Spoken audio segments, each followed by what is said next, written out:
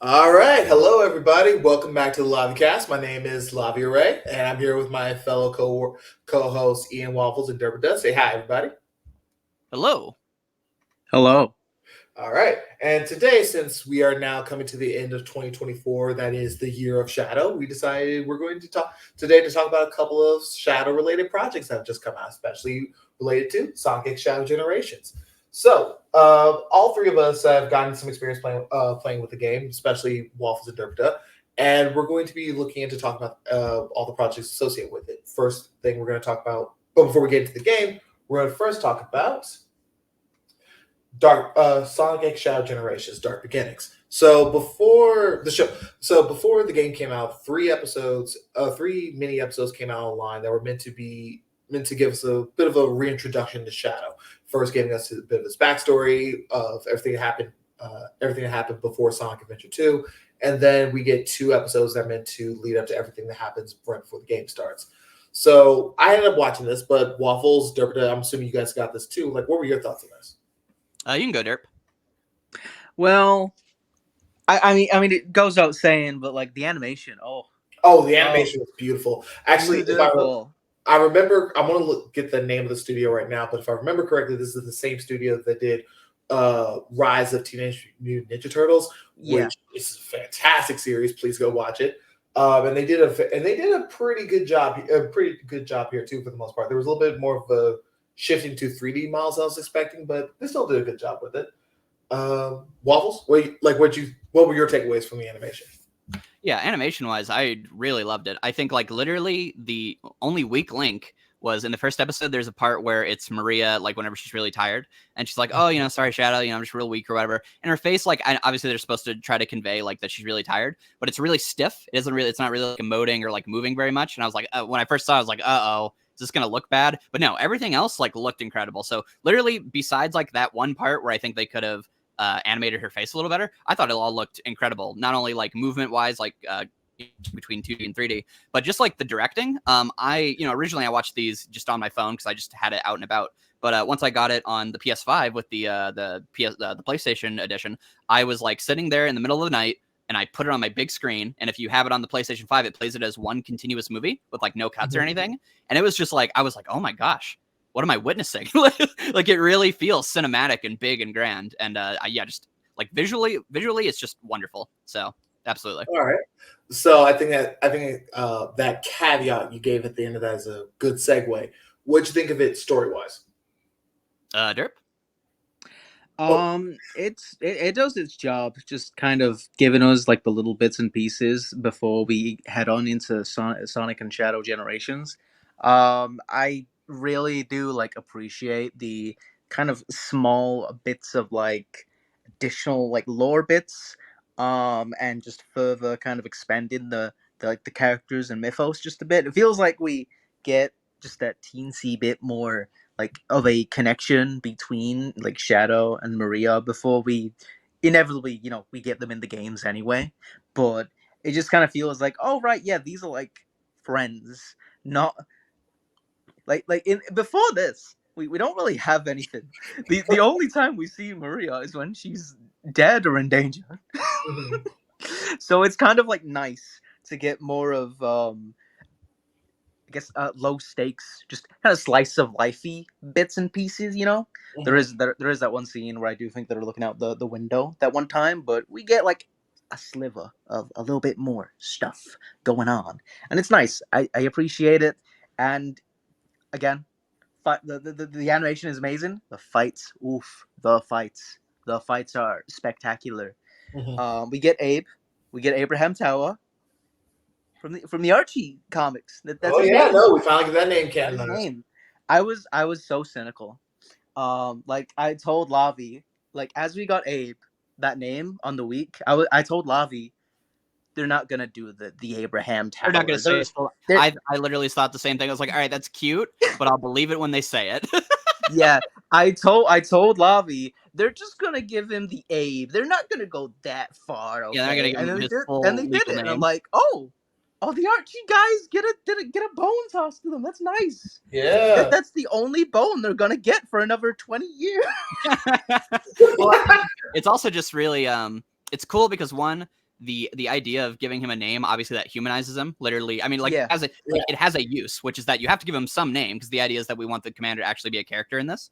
Yeah. And so like giving him a name, one, that humanizes him, but two, it's one of those things where it's like they obviously ask like, oh, who could we use? And this is obviously not only a W if you're Ian Flynn himself, where you're like, holy shit, a guy who I named in the Archie comics, he is now in this. But I think he also named him that in his fan comics whenever he did that as well. So this is not only like, this is not only like an Archie W, but it's like his own fan fiction, literally, like Sonic fanfic gets to influence the main games, and like it's his name in the Japanese version. So one, it works really well, just adding to the story, and two, it's just really cool. Like if you're an Archie fan, or if you've been following Ian Flynn's work, it's like, holy shit, it's actually influencing the Japanese side as well. So that was cool. But Derp, would it be okay if I go into the story, or did you have something else to say? I guess there were like other notes about like the story. Yeah, like, go ahead. bits, but go for it. there is something that kind of bothered me about it, and that's like as we go between episodes 2 and 3, it's kind of implied, I guess, that like Shadow might not be part of Gun anymore, and that kind of bothered me because I always kind of liked the idea of after putting his past behind him, he just straight up joins the military team, and he's just like, yeah, I'm gonna help you guys out now, and I'm gonna do my thing for you guys and stuff. And I don't know, I thought that was always like an interesting direction for like his character to go. I just thought that was very unique, very interesting. I was like, oh, I want to see this explored more. Oh and yeah, then, that's like, one of those modern Sega updates where it's like, oh yeah, Gun. It's like, you mean Gun, the place you worked for before? No.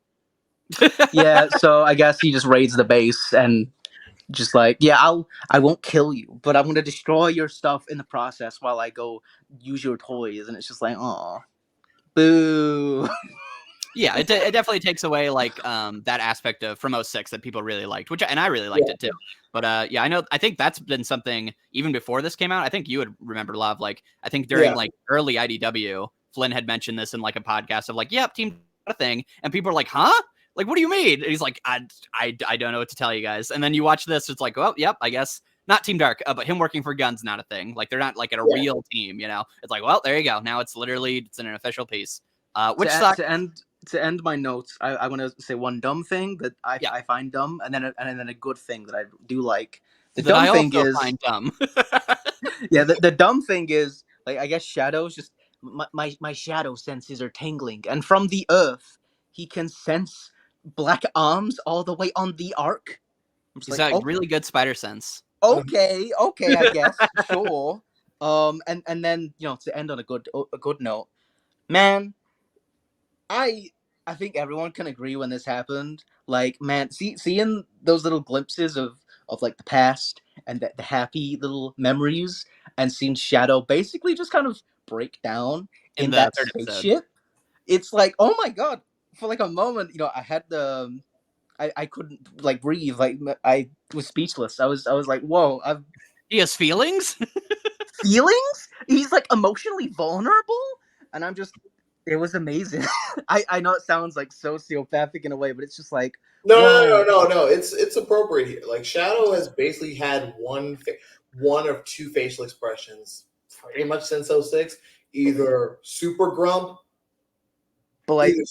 angry, or weird sadistic smile on this is the Shadow I wanted back from Adventure 2, when it felt like, oh whoa, he has like a range of multiple emotions in a way. Yeah.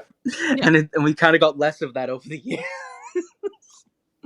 Yeah, no. That's all you waffles. Yeah. So I was gonna say, so I'll go with my negative, then my positive. My negative, I think a lot of the dialogue is kind of clunky. Especially like, and I know there's a part where it's the part where they're like, oh, only one person could have talked him down. And I think if the commander had just kind of been like, it's like, oh, you're right, or said something more vague, it would have been really good. But then he's like, yes, you are correct, and we lost her 50 years ago. And it's like, and it just feels like, it's like, okay. But I will say, and I don't know what this is a testament to, but I watched it in Japanese, and when they said all those lines, I was like, oh shit, this is just how they talk in anime, though. Characters do just talk like this in anime. So yeah, that do be true. But that's kind of the trick when you're doing something for. when you're doing dubbing in the first place. Okay, first off, this was supposed to be written by Flint, so this is English first, Japanese second. So that really shouldn't be the case. But even if it was, the whole point of dubbing and doing dialogue is to make sure that they are speaking in a way that fits the language. So they should. Oh yeah, So well that's what I mean. Where it's like I wonder like how much is like one obviously like it feels very clunky in English, but it's like in Japanese it sounds like also I didn't really like this was one of my negatives is I didn't really like a lot of the voice acting for anyone who wasn't Shadow. And Rouge was pretty good actually I thought, but like I felt like and the Commander was okay, but I felt like Omega didn't sound very good. I was not a big fan of Maria pretty much at all. I just think she sounds too fairy like. I'm with Waffles on this one. You don't think she sounds adorable? No. That's no. They think that's the problem. She sounds. It's so adorable. It's kind of like unnerving a little bit. Like I don't hate Maria to any degree, but one of the problems I've always had with her is that she just comes off like one of those characters that you know is going to die in the first 5 minutes. She just comes off. Does she not? Does she not? She definitely, yeah. I mean, yeah, I agree. Well, so here's what I wanted to say is basically like I definitely want to say that Shadow. I've never liked Kirk Thornton as Shadow. But literally not a single time during this game did I ever think like, oh yeah, that's the voice. That's a Shadow voice. You're doing a Shadow voice. Like I thought he kind of nailed it the entire game. Yeah, I think he got a lot better with this game in particular. Like with both this as well as Dark. Let's keep focusing on Dark Beginnings right now. But and the shorts, he's actually doing a very good job as Shadow. I had no complaints. Well, the thing I really liked about him Rouge, I want to have a massive conversation about her because like oh god. Well, so I was gonna say is he did a really good job with like usually Shadow voices, like especially even like Jason Griffith, who I like his voice, but oftentimes I would get focused on the fact that he always had this really gravelly voice, you know, that kind of thing. But like I really appreciated that Kirk gave like a whisper to Shadow's voice sometimes, you know, and then when he had to get really serious, he'd be like, "Oh, there's an enemy aboard the Ark," you know. He would like enunciate and make all that. But then he's just like, "No, I gotta stop it," you know. Like it actually felt like he was a real person who had like a dynamic voice range. It was good. I really liked it. And then obviously just ending on the story. Like again, watching it all together without like the cuts of like, all right, episode 1's over, load up the next one. Load that. It clearly was made to flow as one story, and I really do like it because the idea of just kind of like the first story is kind of setting up these past and present, and also they do a really good job of having this idea of like you never know when the past and present is flipping, who knows what, how much they know, because even the first shot is like them running towards the base, and Maria sounds really frightened, but then like he looks up and she's like excited or whatever, so it's obviously supposed to be fake out. Away. That fake out. Yeah, it's like a real. They do this consistently where it's like Shadow will like reach over to Maria and she's like, "Oh, please help," and then he almost like with the music, like the music's really wonderful. It like crescendos, and it's like he almost realizes what's going on, but then he goes back into normal mode of like, "Okay, yeah, you just stay right here," and then he runs away. And, like the room behind him like explodes basically in like darkness, but then he keeps moving forward. So it's like you don't know how much Shadow realizes what's going on, how much is it, does he realize a dream, and that's really good. And then obviously this culminates in the very end where the first 2 episodes have flashbacks, real flashbacks, and then when he's going up to space, these aren't flashbacks. These are actually him imagining what could have been. It's literally him and Maria on Earth, like, imagining things or imagining like what that could have been like, and him being like, no, I'll never get that. So that's a memory that doesn't exist, and he's not going to allow himself to cling to it. So really, really strong. And then the song obviously just really sells it. Like that brings it all home. So I thought it was a really strong package overall. And I really enjoyed it, and especially like the visuals, the music, everything just like elevates it even further. But the actual story it's trying to tell of reintroducing you to this character, and like Derp said, kind of giving you a reason to care about Maria when a lot of the time she wasn't really a character before, intentionally so. Now it actually feels like I walk away from this being like, oh, I actually do have some connection to the idea that Shadow likes this person, Maria, rather than like, oh, Shadow has like a person who died who he cares about, and I like Shadow, so I like that he has that for him. Good for him, or bad for him. we forgot. We got one more thing though. What? Yes. Glup Shadow Emerald, guys, from Sonic Battle. He shows up for 2 seconds. He shows up for 2 seconds and dies. Good for him. Wasn't that awesome? Yeah. So we got Emerald. So here's the thing for myself. When it comes to these 3 shorts, as much as I do stand by the fact that I do think it was beautiful, when it comes, the animation for these shots were beautiful. And to correct myself, it was not animated by the same studio, but it had the same director as Rise of TMNT, Christopher Luke.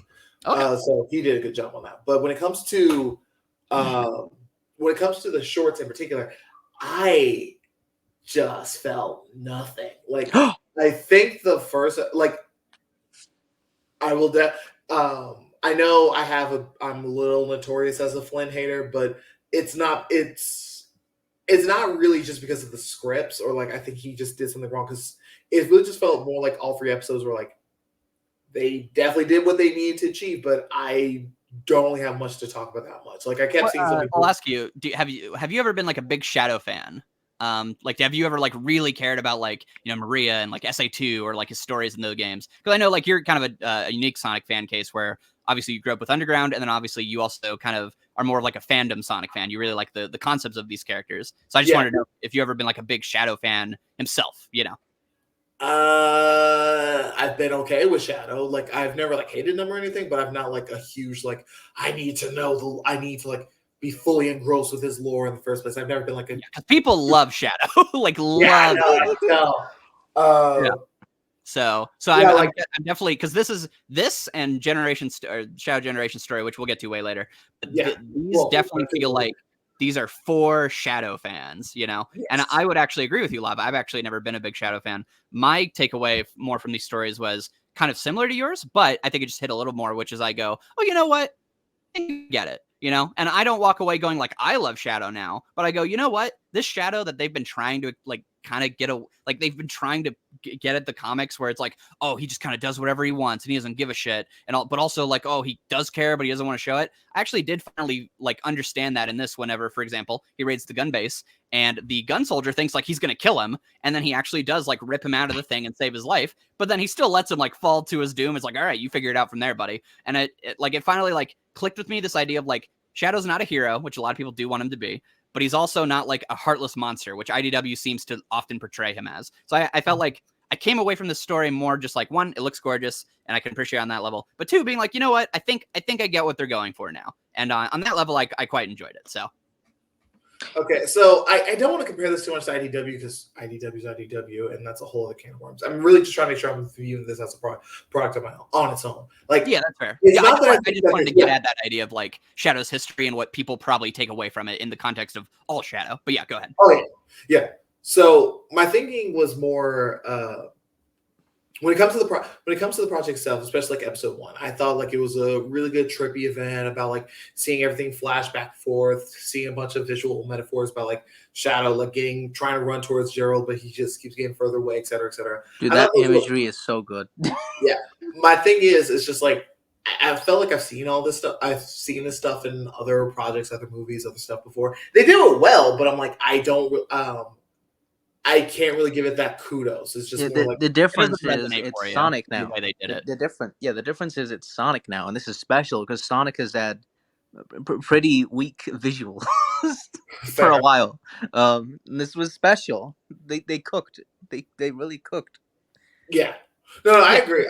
So you would say it takes all the tropes that you're familiar with and it doesn't do anything like stand out for you of like that, but for the people who are getting this as like, oh, I love Shadow, I would love to see him tackle those things, you're like, I understand why it would connect for you. It just doesn't for me. It's not doing anything that stands out for me. Yeah, that makes sense. I think that makes perfect sense. Yeah. Yeah. But then we get to episode 2 and 3, and I definitely agree with you when it comes to like Omega's voice. Like okay, this is where I will rip into Flynn. One of the places I always used to give him kudos for is that I always thought he got like Omega's voice down, especially when it comes to like getting the proper roboticness in a sense to his dialogue. And I usually thought he got that down. Now, I don't know how much of this was him or not, but especially when we get to episode 3, I'm just like, it just sounds like instead of Omega sounding like a robot, it just sounds like a kid with a really deep voice, and I didn't really get. Voice direction wise, they've been doing this for some reason. Like he's had a really high. Yeah. And I think there's a line of dialogue in there that I am failing to recall, but he like repeats it in episodes 2 and 3. Says I called it. Yeah, that one. I think that might be it. I think it's like I think it might just be the dialogue.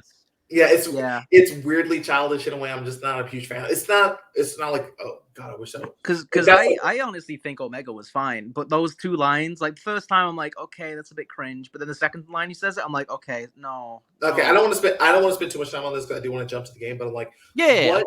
Yeah, what? Besides those lines, what else was there to stand about Omega other than just like he fought? No, he's just around. I agree with you. He's underused because he doesn't actually like fight anything. The only thing he actually does is he shoots a bunch of robots in the background, and then he helps take off a leg, which is cool for the team up attack, right? But then, like in the third episode, they make it like, oh, he's gonna help Shadow with the fight, but then Shadow just does the whole fight, so he doesn't get to do anything. You know, maybe if he had helped there, like maybe he shot the Shadow, jumped up and like realigned it or whatever, that could have been really cool. But as it is, Shadow, or he kind of gets shafted in the third chapter for sure. So. Yeah, I think I watched the animatic version, and I think the dialogue might even be tweaked there because I maybe that was a reason I didn't remember the line. I'm not too sure. I might be wrong. I will say though, I think about the animatic is that it definitely was very different from the final product because like some of the more cinematic like elements, you know, again when like Shadow like cries and stuff with the imagery with that whole thing is different. The song isn't even there either. So maybe that was right. There's also like whole cut scenes where like there's a scene of Shadow in school with Maria, which I really wish they would have kept because it has Abe in there and it gives more of an idea of like actually no, I really like that scene because the way it is now, like I like what they do with Abe. I think it's very simple, but it's like this kid thinks Shadow's a monster, and then later he's like, oh no, after the events of Shadow the Hedgehog, I want to be Shadow's friend, but Shadow is an angry, grumpy man because his friend's dead, and I'm sad about that, and he's sad about that, and I fucking hate it. That but I'll try to help scene. him. That school scene's great when they hold hands. Scene. But there's a scene that would have made it even better, which they cut, which is that, or probably for time, which sucks, which is that they're in school with Maria and Abe, and Shadow and Abe are actually like having like a little like argument where Shadow's like, well, the reason you can't fucking get it is because you're an idiot. And he's like, you're the dumb monster. You can't do school or math. Yeah. And like they're arguing. But then like what's really cute is that one, Maria does her thing where she's like, oh, you two should be friends. But the part that's really cute is that Shadow goes, I apologize. That was immature. Like, it's like, oh, yeah, that's really nice. That's really cool. That whole scene is adorable. And I'm like, dang, why could this not and that would have really added. Yeah, that would have really added to him like wanting to be his friend. Because it's like back then they're literally in like a school setting. And then it's like, oh, that's where you would make friends, right? And they're all on this arc, but they're not being friends. They're being like little grumpy losers. And now he's an adult man and he's trying to be friends with Shadow, but Shadow won't do it because he's sad and angry. So that would have been really cool. And that sucks. One little thing, because I did not want to interrupt you guys before, but no, you're fine. I think I've gone on record to say this like one or two times already, but I have just been like the biggest hater of the new cast. Like, oh my god, there are like some parts where I'm like, okay, in retrospect, I don't know what I was cooking. I think I was too harsh. Like, bro, what do you want from them at this point? like there's some points where I definitely feel like I was just straight up just hating to hate's sake almost. But I'm gonna be real. Kirk Forden, not my favorite, but holy shit, I've come around. He did really good. He's up there now. I'm like, oh, you know what? No, I take it back. He's good. He's good now. I don't know, maybe if it's the part of the dialogue, but I'll agree with you. I think his direction has just improved. I really do feel like he's gotten into the role more, and he's Shadow. He's Shadow. I used to say he's some like weird villain Shadow, and he's like an imposter, and he's I hate that Hedgehog. I don't know. I used to feel like he was just like a villain, like a villainous voice kind of vibey kind of thing going on. But no, he's Shadow. He's Shadow, and I'm excited to hear him now. Whatever he's in next. So hey, you did one voice actor good. Now we just need the rest to. I don't know if it's possible, but Lav, did you want to talk about Rouge?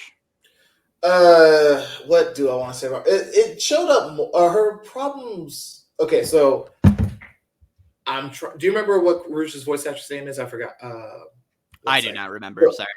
No, you're good. So this came up more in the game than it did in the shorts. I thought she was fine for the most part, but there was like a couple of line reads that wasn't well. Oh yeah, Karen Strassman.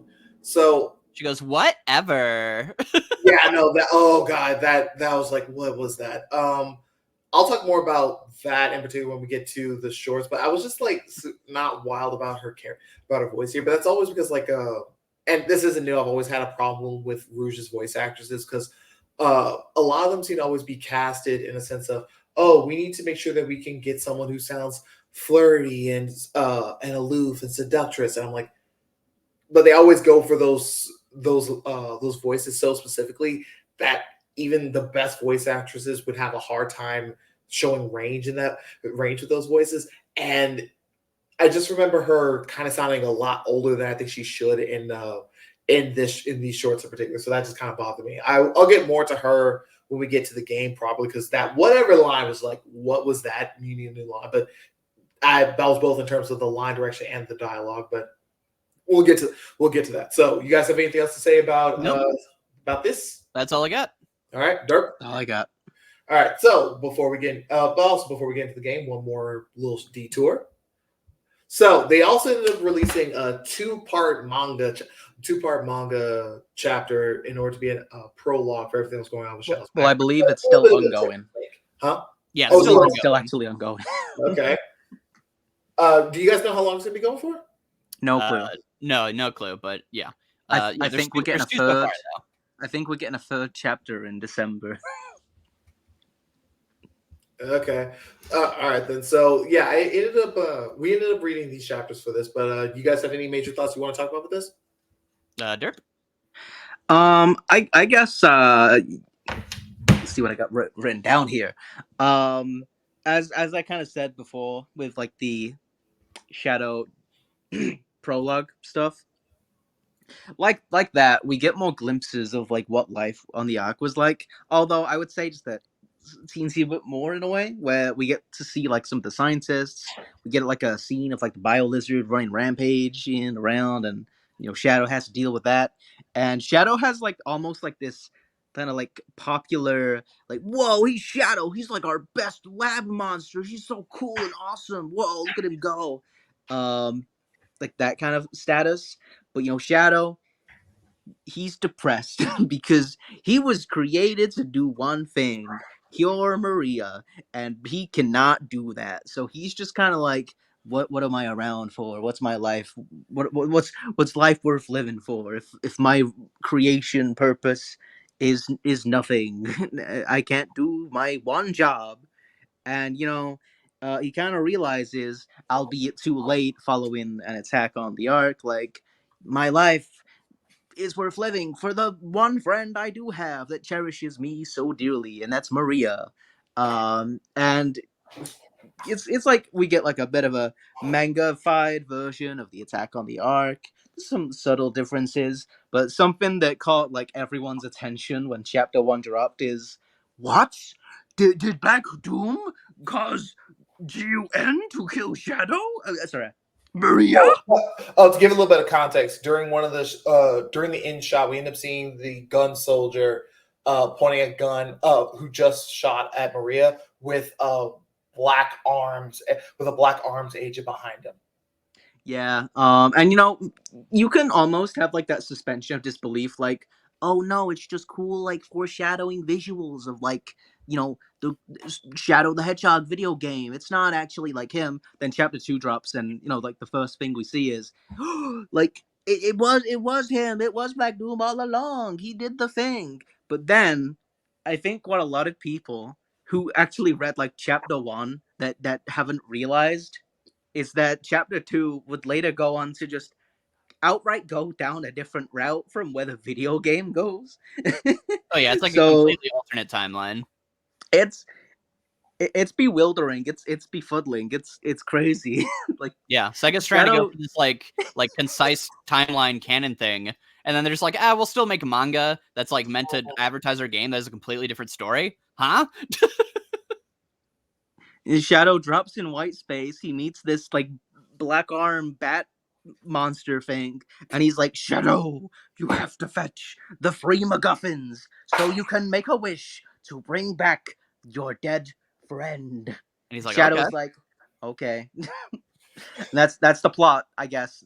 Chapter 3 will continue on from this wacky scenario.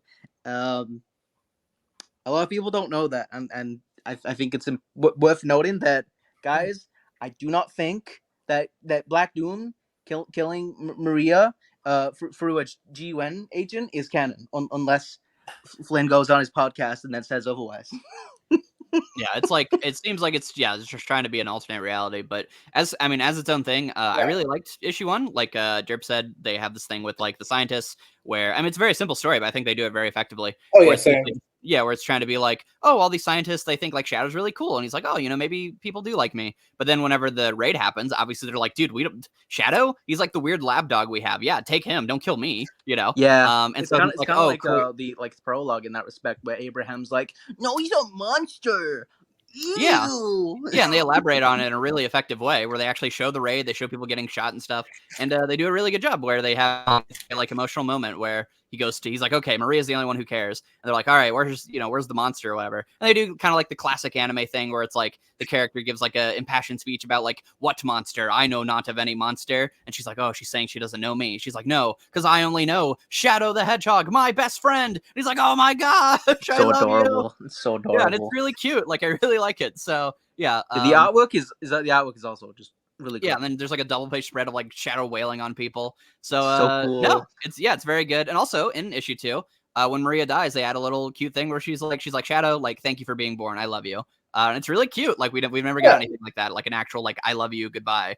So no, I like, despite anything with like the canon, which it's not canon, so like whatever. But and any of the weird stuff, I actually think it's like quite an effective little story. I really liked it. So what did you think, Lav?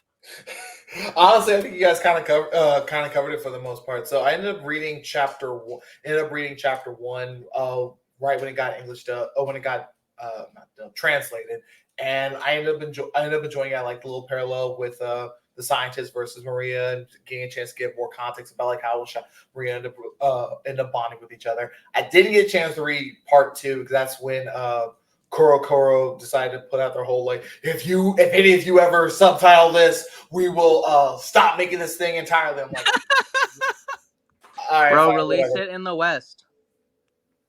No, don't you understand? We're only gonna release it in the East. You guys don't get to enjoy this. Which by the way, they immediately put it on their website. You just have to you can just go on it from America. You don't need a VPN or anything. Go on it, and you can just read it. So you just take it and translate it yourself completely legally. Huh? What the fuck was the point of that letter? Because they're being whiny babies, and it seems like they got called out for it. I don't know. But yeah, you can literally just go onto their website and you can just read it. It's in Japanese. That is comical. It's very comical. Ooh, someone's stupid. So, but yeah. Okay, but yeah, no. This was a lot of fun. So yeah, no, I ended up enjoying this myself. So you guys got anything else for it? Nope. No. All right. So let's take us back all the way back to, I believe, when did Sonic Generations come out? 2011. Oh wow. Anyway, it's been a while. Yeah, it's been a minute. 2011. That's 13 years since we've had the same couple reused stages and reused games. Whoa. Yeah. Burn. Anyway, so during 2011, that's when Sonic was having his birthday party with all his friends, everyone except for Shadow, because Shadow apparently was at the party because he was off at the dark, all the way off at the space colony arc, trying to do some research because he was trying to figure out. I felt the dark arms tingling, so I need to figure out what was going on here. So we end up seeing him onto the ship, and that's what ends up leading us into onto the ship. But once he ends up arriving there, that's when the time. No. What? The Time Eater doesn't come until after he meets Doom, which it gets weird. So like Shadow gets there, starts going around the rails, finds a fake Chaos Emerald. He finds a conveniently placed fake Chaos Emerald that was just there for reasons ? And then Four FYI, chapters, that's by the way. after he sees Black Doom and hits him, I believe. And then while he grabs what you're pointing out is like you'd think Black Doom came back because of the Time Eater, but it seems like Black Doom's already here. So yeah, no. he also has reality bending powers? Question mark. He can just make Radical City. He really likes Radical Highway. That's his favorite Sonic Radical game. Highway. That's it. and yeah, then like after he snags that fake emerald, Time Eater just conveniently shows up and he's like, I'm going to only affect this birthday party and also the arc. And by the way, it's implied that Eggman, like off screen between colors and in this game, he like found the Time Eater just in space. So he hatched a scheme to take down Sonic and friends, but I guess he also decided to include Shadow there, who was on the arc. Because he doesn't like Shadow. Got swept up in that somehow, I guess. And yeah, it's a very tenuous connection. But I mean, giant monster warps all the time in space. Like obviously, sure, Shadow's gonna get warped too. So. Sure. I'll go along with it. And now he's in the white space. Yep. The white void. But yeah, do we want to talk about the gameplay first before we get to the story? Yeah, let's talk about gameplay first. Yeah, right. Derek, you want to go first? Yep. All right. I'm gonna say it. Man, I am the biggest boost hater, man. Like since I'll be real, I have very large nostalgia for Sonic Rush Adventure and only Sonic Rush Adventure. Not Sonic Rush, not Sonic Colors on the DS. Not Unleashed, etc. It's just like Sonic Rush Adventure is the only game I kind of like because I have nostalgic purposes with that game. That was like one of the first games I ever played. Mm-hmm. But outside of that, whenever I play a boost game, I just hate it for some reason. Maybe it's the gameplay, like the feel of Sonic. Maybe it's the stage design, the level design, the etc. I just could never connect with it. That includes Generations, Unleashed, etc. All the way to Frontiers that just barely kind of got to a point where I'm like, actually, I think they're cooking now. Because when Frontiers gave you the ability to just play around with all the controls, it got to a point where I'm like, wait, I think they're onto something now. And oh my god, this game has finally turned me into someone that doesn't love the boost formula, but actually can tolerate it for once. Like, I'll always prefer the adventure style that includes Adventure, Heroes, 06, But man, if we're stuck with this for like forever, as long as it plays exactly like Shadow Generations, I think I might just be fine. now. So are you saying like the concept of being with the boost, you're like, I tolerate it, but what they did with the boost, you really enjoyed it? Yeah, like the controls of how Shadow plays in this game is just right. I don't know how to put it into the exact terminology and descriptive dialogue, but just something about the way that the weight of Shadow, the way you can just do certain actions without it like locking you out of other things. It always feels like you are in direct control. You're not punished for doing something that maybe you wanted to do, but it wouldn't let you.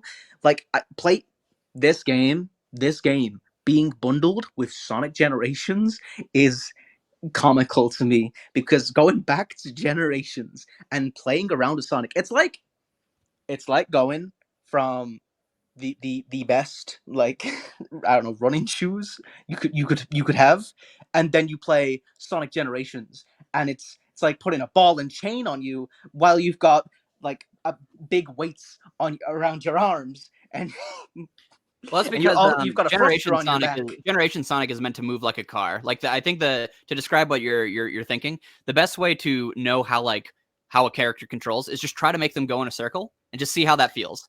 You cannot make Sonic go in a circle in an enjoyable way in Generations. If you try to turn him or whatever, like even if you're running straight and you try to turn him, he's like a car. He is just zooming left and right. He's a tank. Yeah, he's like not a tank. A car. He's a tank. Well, the goal, obviously, in those games is to keep you moving forward. But what Shadow does really well is, if you want Shadow to like make a split-second like little adjustment to your movement. Actually, I think the best example of this is there were many moments where I would accidentally jump off a ledge because I'm Shadow. I'm going really fast, and maybe I missed something, right? And I could just go, oh wait, don't do that, Shadow. Double jump, and I would immediately know that I would safely land, and I could do it. That's how good he controls.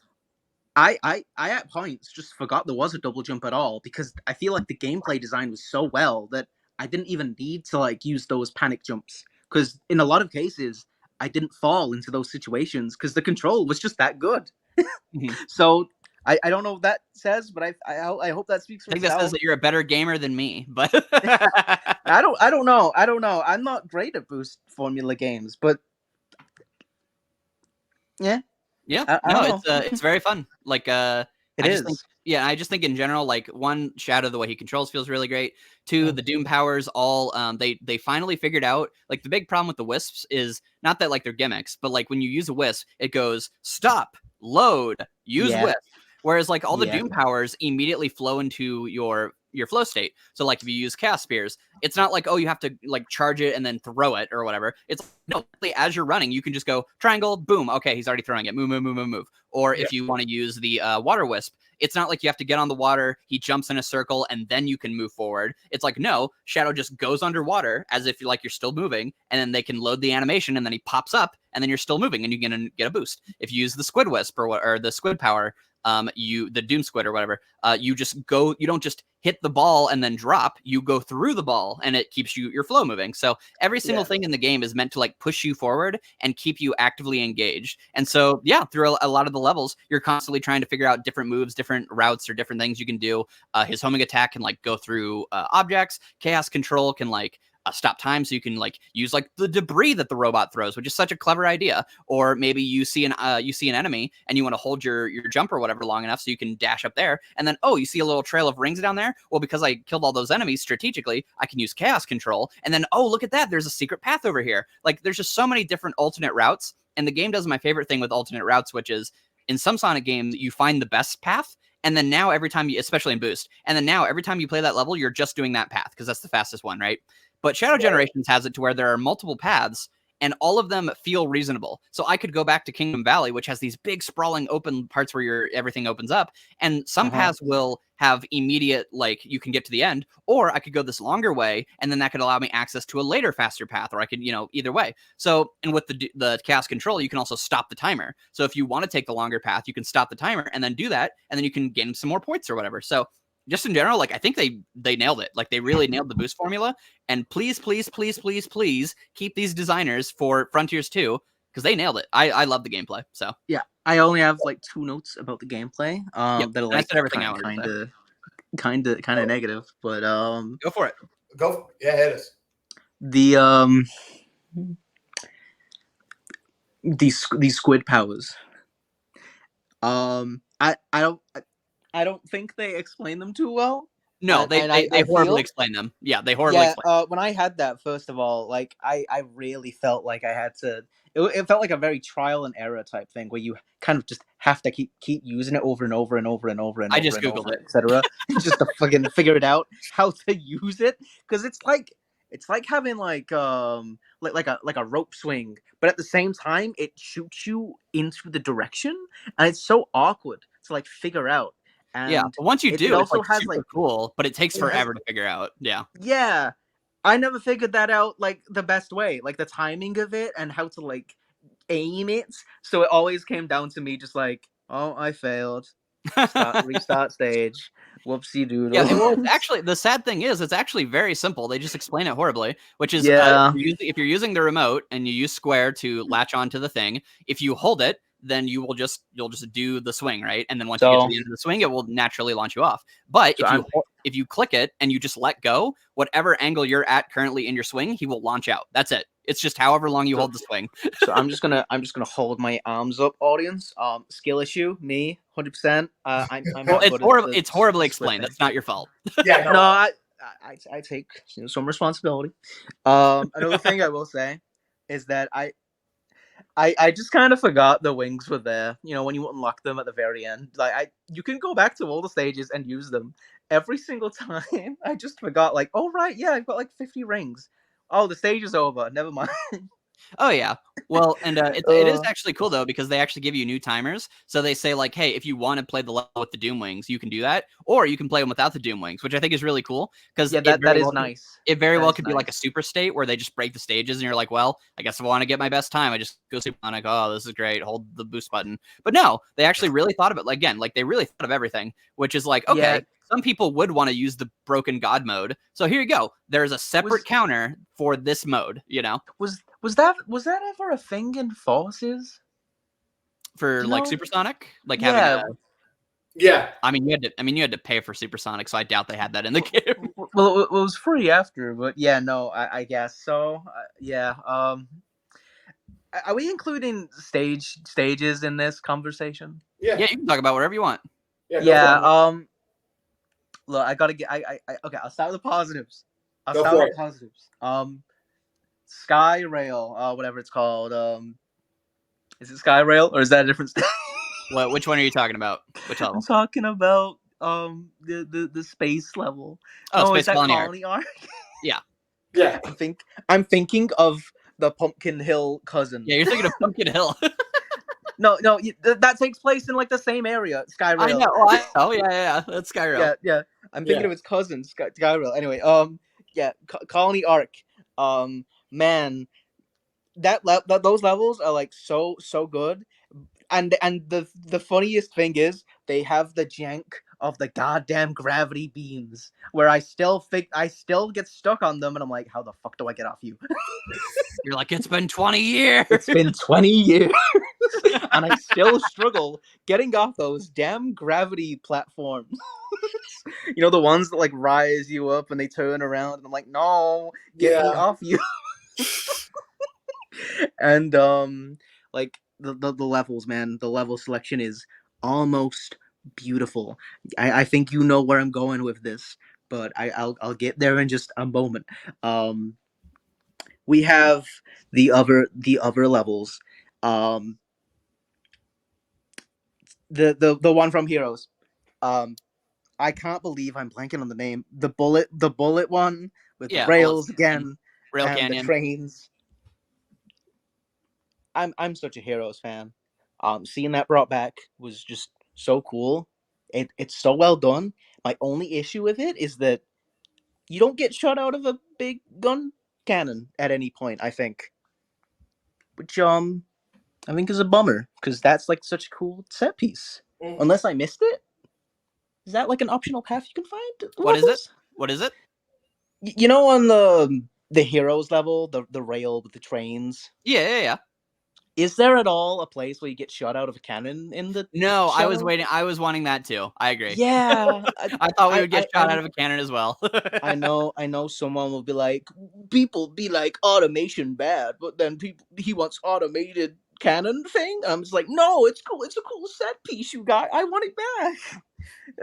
I want to go like, whoa, I gotta move into the air balloons and get all the rings. You know, dang, they should have brought that back. Oh yeah. But yeah, we also have the Soliana Kingdom Valley level. That's so beautiful. Like they really captured the whole like vibe of it and everything around it. I mean, that goes for most of these, but man, it's so interesting to see some of these levels just remade into the boost formula. I know that's just like generations as a whole, but it's so crazy what they did, and it's just it works. It just works. But then we get into kind of the sore spot of the whole thing. Sunset Heights, Yeah. Chaos Island.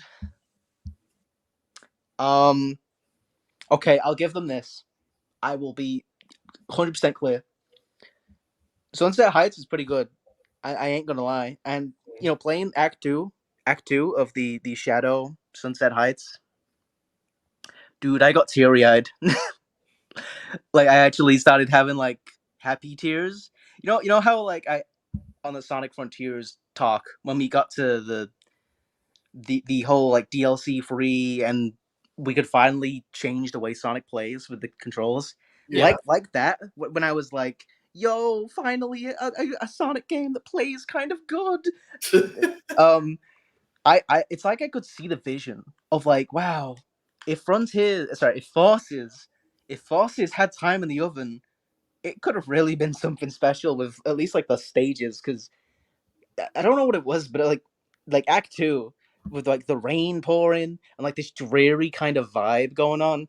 Something about it just got me emotional in a way where I'm like, I can see the vision of something greater here that was lost. Like this is like a glimpse of like another Forces from another world we never got in a way. You know? Yeah, so it kind of brought it to life for you. Yeah, exactly like that. So I'm like, I don't like this game. I don't like this level being here because this is not something down Shadow's memory in the past. Because this game takes place in Generations, not past Forces. True, but Generations takes place in a breakdown of space time. So why couldn't there be stuff from the future? Yeah. But I don't like that waffle. Me and my facts. But I don't like that waffle. and to add to this, Chaos Island. Anyway, moving on from that, I find it so strange that we didn't even get like Shadow the Hedgehog level. Yeah, that's really weird. that's the weirdest part. I'm not gonna lie to you. When Black Doom keeps taking you to Radical Highway, his favorite for stage, a while, his favorite game. For a while, I genuinely thought that was Westopolis. I was like, wow, these developers are really clever, because in Shadow the Hedgehog, you always come back to Westopolis on replays. It's so meta. Is this sense. A reference, Flynn? Is this a reference to to how old this level is and how many times you have to go through it, and then we get to the end and it's Radical Highway, and I'm like, oh, no. I thought too much into it. Yeah, no. I mean, obviously, like Black Doom himself is supposed to be the representative. All Hell Shadow is supposed to be the representative. The music. A lot of the music is from Shadow the Hedgehog. But for some reason, they didn't choose a stage, which I do think is weird. But whatever. I was almost. I'm not gonna lie. I was a little bit on the copium that maybe I don't know. Rivals could have had a stage in here somehow. Like that's a game that takes place, But unfortunately, sorry, what were we gonna say, Lab? Oh, I was gonna say the reason why is because he didn't want to. The reason why, sorry, I'm trying to make sure I get everything proper here. The reason why they didn't want to, the reason why Black Doom didn't want to take him back to any Shadow the Hedgehog stages, because he didn't want to get reminded when he got his ass kicked and lost so many of his own. 30 times in Westopolis. Yeah. Fair enough. But hey, Derp, do we want to move on to bosses? Yeah. Because I think we can end out the gameplay section with that. Yeah. I thought these were awesome, straight up. They've really indulged in the cinematic side, which we'll get to the animations later. But just in a lot of these bosses, like especially with like the music and the, especially if you're playing on PS5 and you have the haptic feedback, it really made me like really enjoy, especially like the final boss. A lot of these are just pure, but also they have a lot of gameplay to it that like I found really enjoyable, especially like BioLizard, for example. Just learning like, oh, there's a part where he slams down his hand. And I was like, okay, I gotta wait for him to do it 3 times until he stops. And I go, wait a second.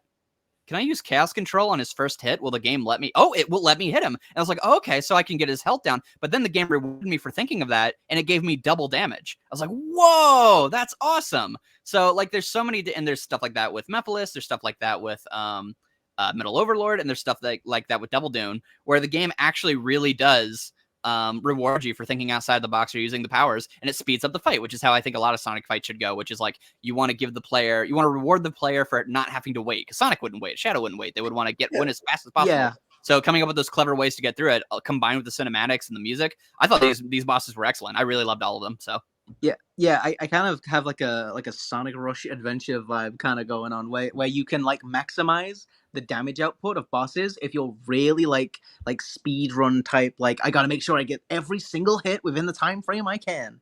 And for the most part, I do really love these bosses. BioLizard, Mephiles, and Metal Overlord. Although I can't deny, like I feel like Metal Overlord is like really stingy, because if you're trying to go for that S rank, and I know the S rank is supposed to be like the perfectionism type reward, but man, it's so stingy. You have to like land every single hit with like the debris in the water, and it can get really like clunky at points if you just like, oh, you missed one, and now you might not be able to go into the next phase. Whoopsies. But like for the most part, I think most of the bosses are pretty well designed, and can we highlight the Mephiles one especially? Like, the Mephiles one is so cool. It's so good. Like the dialogue is especially. Well, Robbie Damon does such a good job. I know it's not the same VA, and it's not the same kind of direction as like the old Mephiles, but in its own kind of like way of this kind of desperation, this fear and anger that, oh god, this is this dude's one opportunity to come back alive. So he's just like, no, I must restore the timeline. I must get back alive. Like I must exist. And especially like the last line as you defeat him, where he's like, no, I will be erased. Or what? It's like I can't not exist. Dude, for like a moment, I'm like, I feel bad for this guy, and then I realize, oh wait, he's Satan. Like, Yeah, no, they just the did. direct, Yeah. like the writing and direction, almost for a split second, really got me. Where I'm like, oh, I feel bad for this crystal guy, and then I realize, oh Yeah, yeah, go ahead. he's literally like the devil. Well, what's great about Mephiles is like they genuinely like told a story with his return, and I did not expect this. Like they actually like Mephiles. All the other villains are just clearly like Byleth is a monster. Mecha Overlord, he doesn't really have anything. Metal Overlord doesn't really have anything to say. He's just like, I'll kill you, Shadow. And then And obviously the ultimate Sonic. and then obviously Black Doom's in the current timeline. But Mephiles, this is really inspired. Like they did not have to do this. What they chose to do was Mephiles' whole story is that he broke time and space. He wanted to create nothingness. And then what happened is he got what he wanted. He got destroyed. Not, he didn't take everything with him, right? But he got destroyed. He became nothingness. And so the game actually told a story where one, Mephiles, unlike all the bosses, is not out in the Overlord or Overworld, just right there for you to see. He is buried underground in like this dark black ooze and slime everywhere, almost like time itself is trying to lock him away. He takes 4 keys instead of 3 keys, which obviously sells like his intimidation factor. But then 3, his story is that he remembers Sonic 06. He's the only one who remembers Sonic 06, and they kept the fact that Shadow doesn't remember. So the idea is that Mephiles is like, oh gosh, this is my one chance to be able to exist again. I'm going to break through in this time anomaly and get out. And meanwhile, Shadow is like, I have no clue who you are, but you're some jerk that I got to beat up, so I will. And they get that wonderful ending where he's like, no, I want to exist. I want to exist. And he's like, you don't get to exist ever. And it's like, Shadow doesn't even know who he's dissing, which shows not only how far Mephiles has fallen as a villain, he's like a god of time, but now he's been reduced to this state where Shadow can just destroy him. And it's great. And he's like desperately calling out. And he looks like Shadow because he's Shadow. So again, it's like a Shadow parallel fight. It's awesome. Like genuinely incredible that they did all that stuff. They did not have to do that. Genuinely. That I feel like that was honestly the whole like peak of the game for me. It's really smart. So, but yeah, no, I really enjoyed all the bosses, especially the final boss. The final boss is just like a giant gauntlet where you use all of the different Doom powers. It's got it plays all Hell Shadow in like an orchestral version. It's wonderful. I really loved all of it. So I need to go back to it and try it again because refers to my earlier statement about the squid power. Yeah, no, there's a part where they expect you to be good at it, and if you're not good at it, you're like, guys, what is happening? You gave me 2 levels to practice this. Yeah, they don't give you enough. They do not give you enough time with Squid. So I totally understand. Yeah, it's also something. So I guess the last thing about the gameplay. I mean, we could talk about the whole world, but there's not really much to. Yeah, we already talked about the gameplay. Yeah. Like something about the gameplay that kind of I think is a missed opportunity. Is that all of the powers you get later aren't incorporated into the earlier stages. So like, if you were hoping you could, I guess, use the squid power on like the arc level, maybe you could like get some shortcuts with that. That's not available to you unless I'm really failing to find those. And I know that to a point it gets kind of strange. We're like, well, where would you put the water in space, Derp? But I think there's a bit of a missed opportunity there with like replay value and getting the most out of these abilities. Because after a certain point, it's just like, well, if you want to use the squid power outside of the 2 acts, you gotta play the challenge stages, Derp. And it's just, Yeah, but those aren't really all that special. Which I think is a missed opportunity, honestly. But maybe I'm in the minority with this one. But Yeah, I I think get it. that's all I All have right, to say about Waffles. the gameplay. I think. No, that's all I have for the gameplay. I guess a quick thing I'll say about the White World is just that they did an excellent job with it. It feels like they took all the criticisms of Frontiers and they actually made it to where it actually feels like a cohesive environment. It's very That's much true. That's true. yeah, like I even the actually all the rails are like either connected to something or they are designed to look like the environment. And obviously, we're in like this weird esoteric white void. And so like, and each section is also themed around like whatever the level is. So like when you go over to Chaos Island, it's on a rocky hillside. Whenever you go to Rail Canyon, there's like this cathedral nearby. When you go to the Soliana one, it's obviously the whole place almost looks like a Soliana kind of mix or whatever. And it's just awesome. Like what it doesn't have in size, it has so much in density with all the stuff you have to find, all the little treasure chests, and the rewards you get are actually really great. The concept art they give you for finding the chests, are concept art we've never seen before. Some of it. And so it's really, really cool to like have all that stuff. And then like Shadow's little personal room has like this really vibey version of All Hail Shadow playing. The All Hail Shadow that's playing in the overworld is thinking like just like it feels almost like sinister. I loved it. Like this gave me that's All all Hail the vibes that Shadow. Frontiers wanted to give me. It had. So yeah, go ahead. That's All Hail Shadow in the whole world when you walk around. Yeah, no, yeah, I know they completely like Dude, distort it. But yeah, it goes. dude, I Yeah. I ain't gonna lie to you. I when I heard that for a while, it kind of sounded like vaguely like the iCarly theme song. There's some notes of it. I have no idea what you're talking about. That's amazing Yeah, that happened to you. I'm crazy. There's some like notes to it where I'm like, I know you yeah, see. there's some notes in Somehow the there. world will change for me.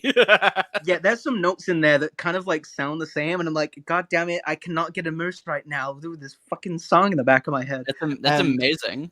yeah, no, it I'm gonna ruined. try to It listen to that ruined. again, see if I can hear that. That would be really funny if they did have the same kind of chord progression. Yeah, yeah.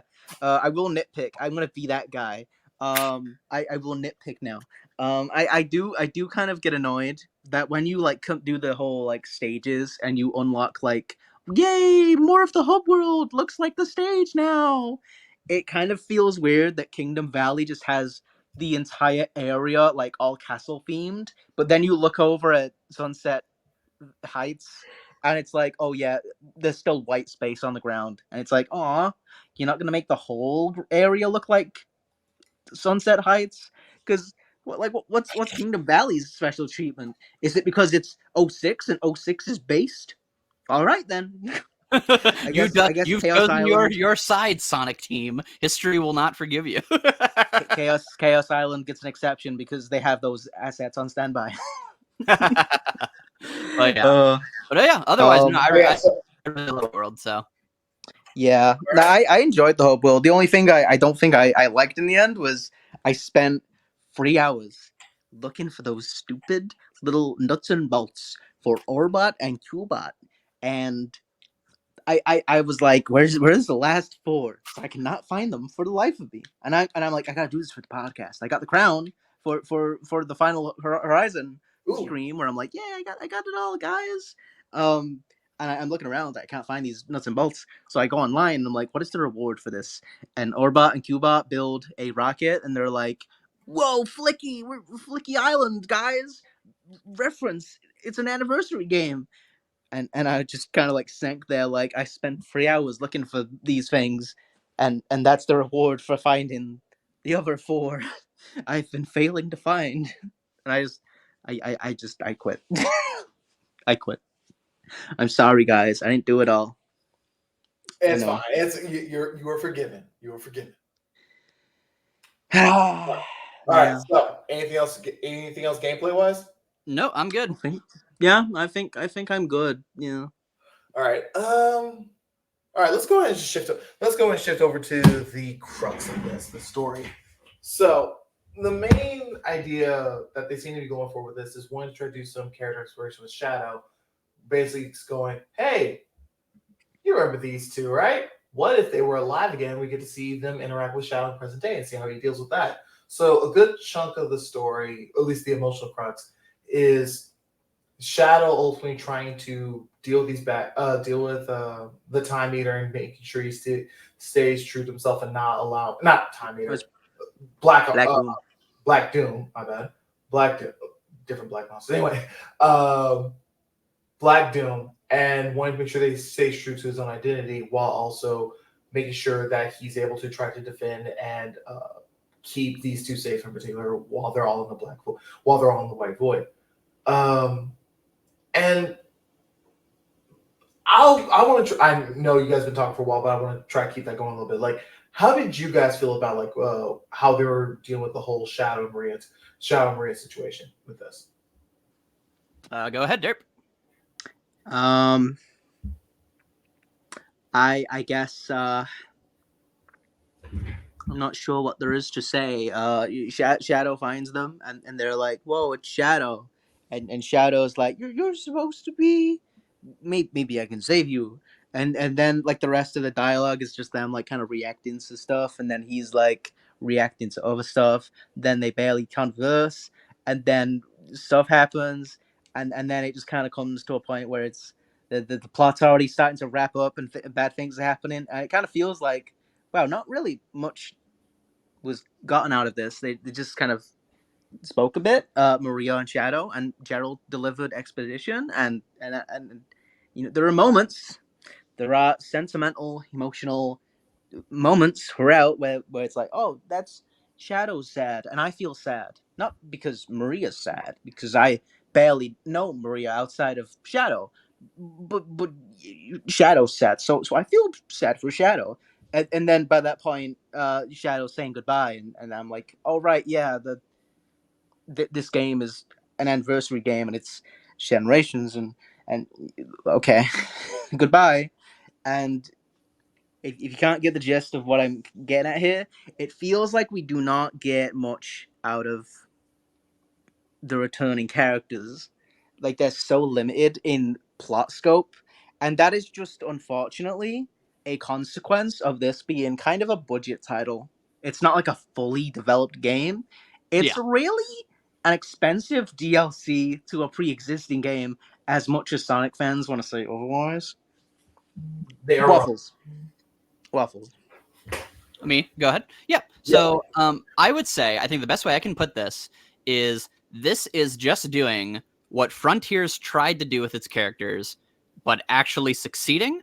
But not doing it in a way that it's like amazing, but doing it in a way where, again, sort of like the Shadow beginning story, where as someone who didn't really care about Shadow, so to clarify what I mean, in Sonic Frontiers, a lot of the characters' arcs were supposed to be that because we're trying to remind people of the past games and where these characters came from for a new audience and also for an old audience who had felt like these characters were being mistreated.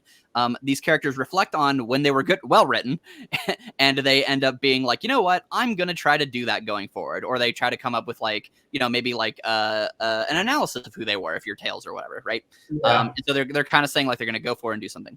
This is literally just that, but good. Because where those games failed is that, one, a lot of the stuff they were talking about either didn't make any sense or it didn't go anywhere because they didn't get to punctuate these ideas. So therefore, it just kind of felt like these characters were just kind of wallowing in who they were, not actually giving you any catharsis for them learning or growing, you know, even if they did learn or grow, you know, depending on how that was done. But this is a story that is literally about, hey, if you're someone who has always felt like you don't care about Maria, or maybe you never cared about Shadow's story, like I never did. I never really cared for Shadow's story. You know what we're gonna do? We're gonna remind Shadow of not only Maria and Gerald or whatever, but now this has an emotional hook because obviously these people are dead. So him getting to actually be in this situation where he gets to interact with them, where not only is his positive past coming back with Maria, but also the dark side of his past, which was what Shadow the Hedgehog was all about exploring, which is Black Doom. So you have the devil on his shoulder and the angel on his shoulder. And the idea is that if Black Doom's coming back and he's getting all these Doom powers, all of Shadow's transformations lean into this idea of it consuming him. And one of them literally like drags him down into the abyss and like his eyes go white. But the idea is that Shadow, through like his anger, is always able to like overcome it. Every time he gets a new Doom ability, it tries to like consume him, which Black Doom wants to do. But then he goes like, no, this is my power. I'll make it my own. And then like when he's fighting Sonic, he almost uses the power, but he like restrains himself. And the idea is that as he's going through this and as he's dealing with the fact that Maria and Gerald are here, One, he doesn't really know how to like respond to them. Like whenever he first sees Maria, she hugs him, and he doesn't hug her back. He actually leaves his hands out, and there's really good character animation of him being like, hey there, little girl, I will protect you. You know, like he's trying to like, you know, kind of keep himself at bay. And then by the time we get to the end, we get to these him basically being like, I'm going to crush Black Doom. I'm going to destroy him. And he's kind of giving in to his anger and his rage. And he's getting like this obviously dark, scary aura. And then the idea is that Maria basically kind of reminds him, literally, what's his name mean? Who is he? What, you know, what's he's fighting for? And he goes, no, I will still fight. I will still destroy evil, but I will do it with like the love that you've imbued in me in my heart. I will not let it consume me, which is obviously the idea of these powers. So and then what does he do in the end? Instead of glowing that dark aura, he glows a golden aura when he's fighting Black Doom, and then he ends up defeating him with his fights or whatever, and he destroys him or whatever. Right. And then, you know, the end of the story is that he now has to let this go once again, and like usual, it's unfair to Shadow. I mean, basically we'll get to a problem I have with the story, but the idea is that he doesn't have a choice and he has to run away. And we get a nice little kind of cinematic way of showing Shadow having emotion, which is that he runs off and they kind of do the Sonic X thing where a little tear kind of flies off his face and it hits Rouge. And then that's kind of where we leave off on the story. So the idea is basically just like do a little circle for Shadow's character, remind people why you like these characters, or if you're someone like me, try to give them more reason to like these characters, because one, the character animation is excellent. I mean, just even looking at Shadow's face here, like that's more emotion than any of these games have ever really shown in a long time. Usually you only get this in like the really like the Marza animated, like the endings or whatever. But like, no, the character animation throughout all this is really good. There's little body emotions they do that are really good. The smile Shadow gives to Maria, that where it clearly isn't just like I can smile. It's like he's trying to smile. He's like trying to be happy. He's trying to be reassuring. All that stuff really, like, they hit what they're trying to go for. But like Derp says, this is a very budgeted tile, so it's also very compact. You don't really get a lot of time with Maria. Maria just kind of exists as the angel. And Black Doom, I would say, is just as bad as he was in Shadow the Hedgehog, which is that he's just evil man. He just has a less elaborate plan this time, and we don't get as much time with him. Whatever. He gets a cool boss fight. So he's basically the same as Shadow. So what ends up happening is, like, I think the idea of what it's going for, what it accomplishes, what I came away with when the story ended was, I went, aw, that sucks for Shadow. That was pretty good. Whereas what I would have much preferred is I want to leave a Sonic story going like, man, like, yeah, that was good. Like, that really hit me. Or I wanted to be like devastated. I wanted to like feel the way Shadow felt. I wanted to feel the way I did at the end of the Dark Beginning story, where Shadow's flying into the sky and you hear that amazing song. And you're just like, wow, like, that really sucks for Shadow. I feel something. So yeah, I think the positive of the story is it knows what it's trying to be, and it is going for it, and it's hitting all its beats. But I think it needed more than just hitting the beats. It hits the beats very well, and I think it does what it's trying to set out to do. But I, again, walked away from the story going, hey, you know what? Cool for Shadow. I like that. That was pretty good. Is it going to stick with me as like an amazing story? Not really. Is it going to make me love Game Shadow? Not really. But it did have a lot of moments that did make me care about Game Shadow. So it's like a mixed positive bag, where I can't give it like a ton of praise of like, I adored this, but it did still do a lot of things that I was like, oh yeah, everything it set out to do, I think it did do it. It just didn't go further than that, which I would have appreciated. So that's kind of my so before I get into my thoughts about this, go for it. I want to build on something you said. So when you keep saying that it did what it was supposed to do, but you were looking forward to try to go something beyond it, so you really get like a proper emotional catharsis from it, what would you have been looking for? Yeah. So what I would have really wanted is one, I think Derb mentioned this. You have like Omega, Rouge, and you have Big the Cat, and you have Orbot and Cubot, mostly Omega and Rouge. They're in the hub world, and I thought we were going to get like missions with them or more cutscenes with them, but we really don't. And those are characters who really could have strengthened Shadow's relationship. And the biggest problem with this whole story is Maria, because the way Maria works in any other Shadow story is that she's not a character. She is a peek into Shadow's past, so she is attached to him, and so she layers out his character. But in this game, she is a character. She is here. She's having conversations with people, and unfortunately, she doesn't have like a quirk or like any other. She doesn't have like any other version of herself that isn't just, I'm the little angel on Shadow's shoulder. I love Shadow. I know exactly what to say. And again, that's good. Like, when you hear it, you're just like, yeah, no, I really love when she's like, oh, hold me in your heart. Or like, this image is really, really good. Like, this looks really nice. Just like this, putting her head on his head and just his reaction and stuff. That's great. But what I would have really preferred is like a scene where like they just like sit down and talk. Or maybe Maria actually has to be a character. Maybe they bring up the fact that this is a Maria and Gerald from a different point in time. But what I want to know is, what was this Maria doing before she came here? You could have told a really interesting story of like, what was she and Shadow doing before this? Were they like hanging out? Were they doing homework? Maybe they had a fight, because one of the things is that Shadow always remembers Maria as this perfect little girl. But what if they actually had an argument? He doesn't remember any of this. He doesn't remember all the bad times of Maria. But maybe she's like, oh, like is he mad at me? Is that why he's being so distant? And so there's all these different things of like things they could have done. And I think the big thing too is Shadow only at the very end is like, oh, maybe I can save them. And then Maria's like, no, I don't want you to do that. And he has a really great line where he's like, but you don't know what's going to happen. And that's a nice moment. But this is the big problem with Shadow's story, is that he doesn't have he is very passive the whole story, where I think it made it way more impactful if he had to choose to let them go. Instead, it's that he gave the emerald away before he thought of this, and then he's just like, oh shit, let me go get the emerald. And she's like, no, Shadow, don't do that. Whereas if he had the emerald, if he had to actually like be like, I have the plan, I'm gonna defeat Black Doom, and I'm gonna bring my family back. Or alternatively, the ending of Shadow the Hedgehog is supposed to be that he threw away his past. So what if instead he's actually very cold towards Maria? Maybe we actually build on that, where the fact of like, he's like, no, these people aren't real. Like, these are made from white space, even though it is literally them. They're going to fade away. I don't need to become attached to these people again. I threw away my past. And then the point is that, no, you can't throw away your past. It's still a part of you, but that doesn't mean it's going to chain you down. Like, there's a lot of stories they could have told, but instead they just decided to tell the story we already know, which is that Maria is Shadow's light. So we put him in a situation where he gets dragged back down to that darkness, and she pulls him out. And that's something that has just always been with the character, whereas I feel like they could have told a new story, and they just don't do it. They don't touch any of that potential. So if that makes any sense. No, it does.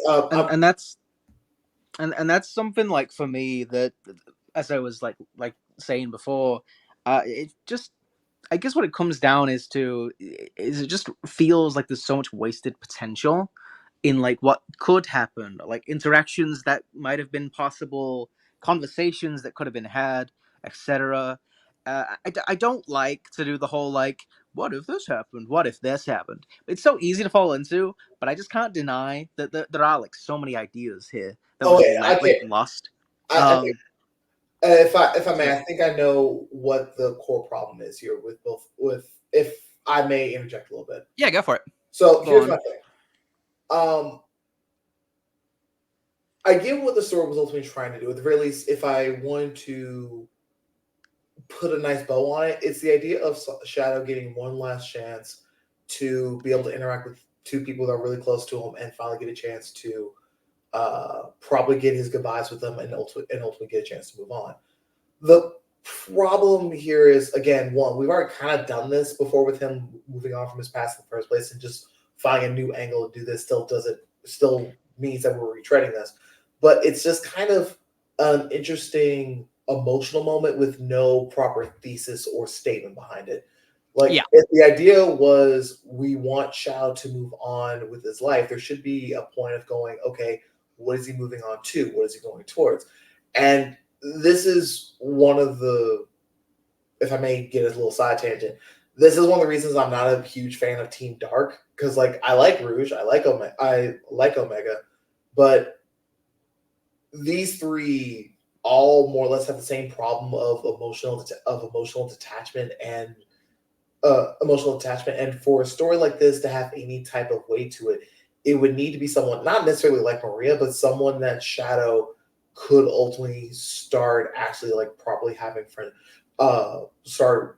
having friendship and proper relationships with. And Rouge, especially this version of her, is not that. And I don't really know what you can really do to have her play into that story in the first place.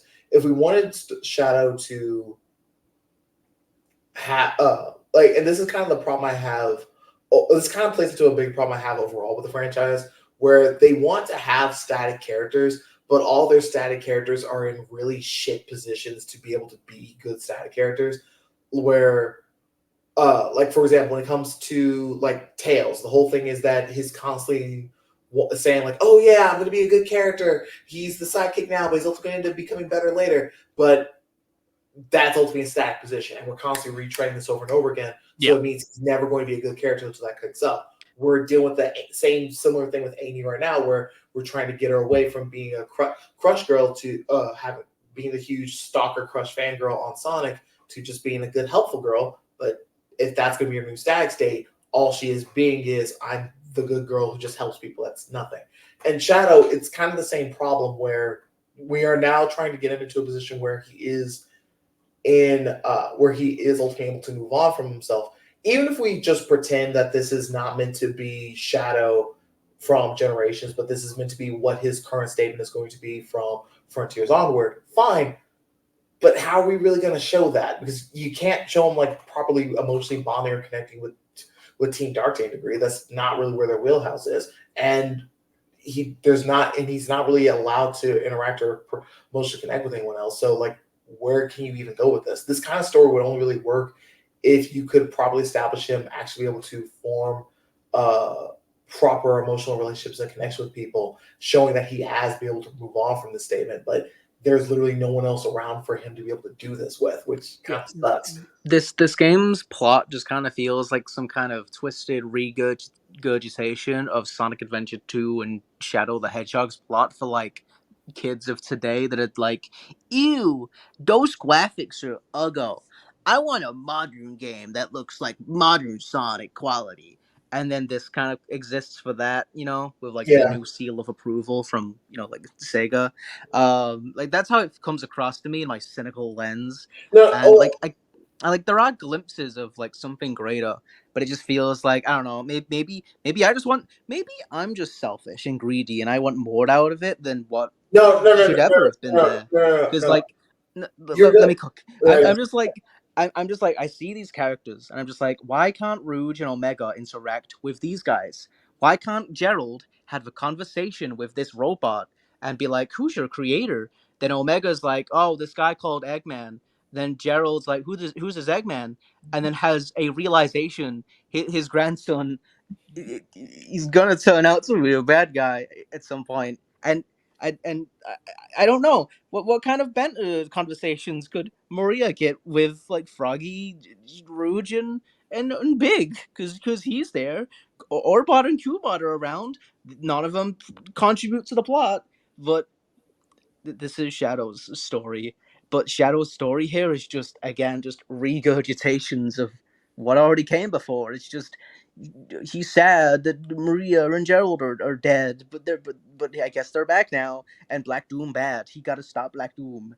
And there's no evil like route this time, so it's not like he's gonna, yes, Black Doom, I will betray my family. Like there's none of that. So it's just the good route, the canon route, and it's just okay. Well, I guess someone like me who was a big fan of Shadow and wanted to see more expanded lore and potential kind of character interactions and depth. I'll just say depth with like the characters we've we've gotten more from Maria, not so much Gerald. But like, I wanted even more because it didn't feel like we had got much in the first place, and the teensy bits we get just aren't too satisfactory from someone that, as a Shadow fan and a fan of his lore, what there is of it, wanted more out of it, but ultimately it just came across like this isn't quite for me. It's more for general audiences that are gonna go into this as a first time, and again, maybe I'm just greedy. Maybe I'm asking for too much. But at the same time, I don't think it's that you're asking for too much. I think it's just that the game chose its audience, which is like I said, I think it's new people and then just people who want to be reminded of Shadow, which is I think also what Frontiers tried to do.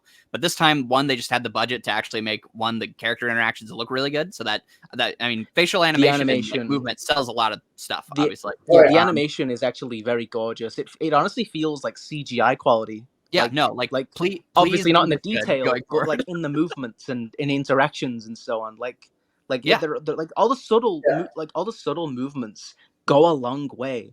And then you look at Frontiers, and everyone's so stiff and lifeless. Yeah, so it's like that's what I mean when I say like I always say like what makes something like charming is when like jank meets like genuine like talent, and like to me it's like what makes this story charming. Kingdom Hearts. Yeah, which is Kingdom Hearts, right? What I think like makes this story like charming, but not like something I'll fall in love with, like Kingdom Hearts, is that like it's like like you can tell everyone is like really trying. Like they chose like the easiest route which is that, oh, we're just going to remind you of Shadow's backstory, which is a lot of stuff, and most people don't remember, and most people, and not most people, people like me don't care, and so they went, okay, let's try to indulge that and mine that for content as much as possible, and try to pull out as much emotion as we can. And for someone like me who didn't care about Shadow, I went, you know what?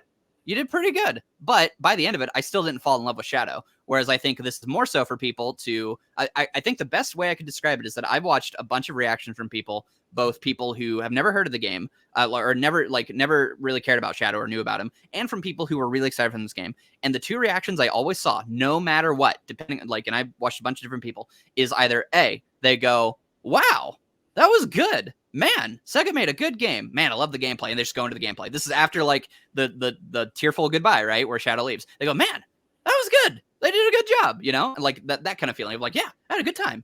Or there are people going, you know what? Now they got me.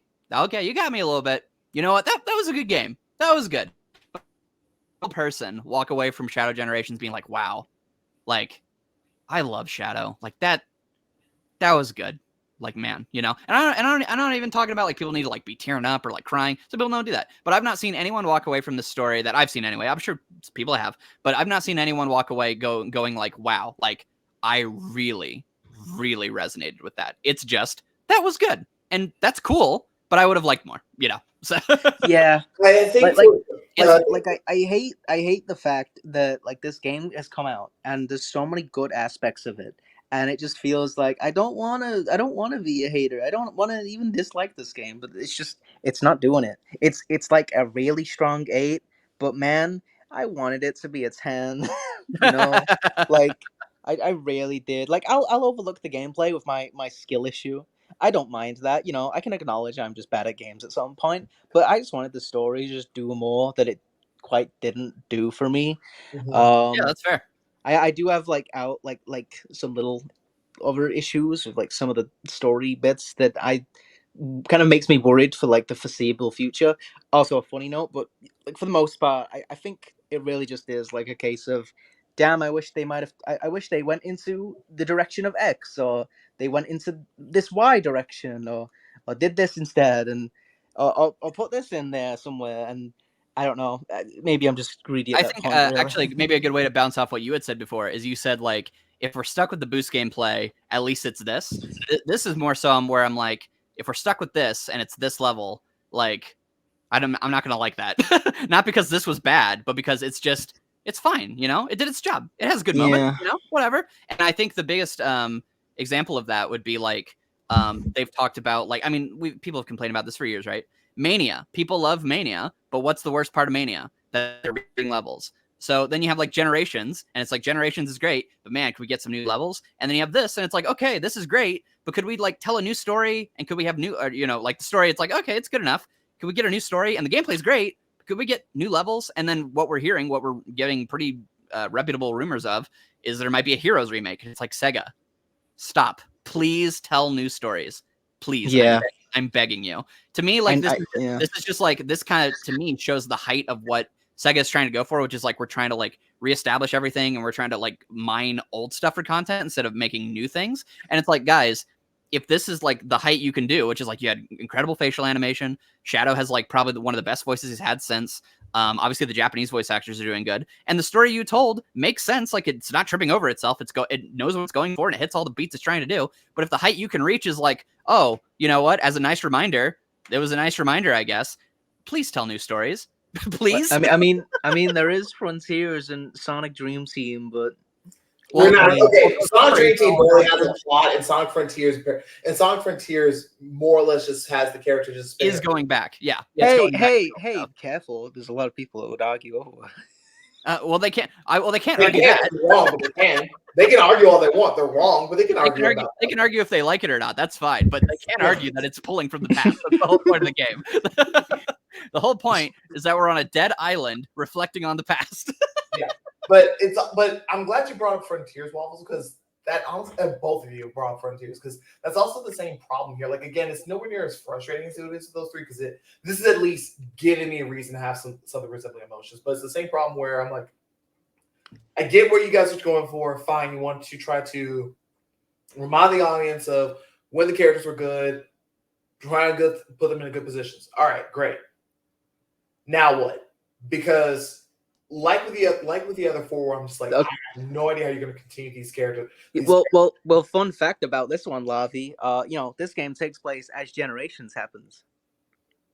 I know, I know. That's why I brought it before. Let me go one step because like further. the whole idea is even if I take this as okay, even though this is supposed to be before Forces and Frontiers, let's just act like all the characterization that we got from this game is going to start affecting the games from here on out. Fine.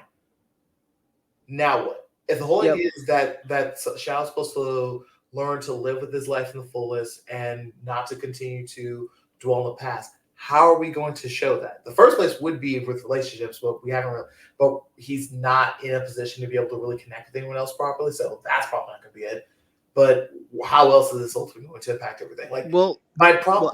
The problem I'm having is if you're going to go ahead and do these dramatic moments, fine, but I would like to see something resembling follow, because otherwise this is just making stories just to evoke emotions, not to actually try to tell actual stories that are meant to have like consequences and effects. Which it's adding to the frustration of Frontiers, which is that it's like, okay, you're promising you'll be really good next time, and it's like, can I get to next time? Because we kind of been going towards next time for like a decade. Obviously, Forces was trying to do. Obviously, Forces and Lost World had their own stories, but again, even those stories were often aping off of things from, whether it be level designs or just ideas or pulling from the past. Even Forces was pulling from the past with like Zavok returning, Metal Sonic, all these different things, right? So it's like, please just tell a new story with these characters. Sure, you can do your idea of reflecting and doing your little really fancy recap episode, obviously, and doing it well enough, but please tell new stories. Because if this is all we're just going to get, like, for example, I could very well see them being like, okay, well, we don't want to go too far, so now we're going to introduce Silver, and we're going to make a game that's really fun to play, but we're going to reintroduce Silver stories.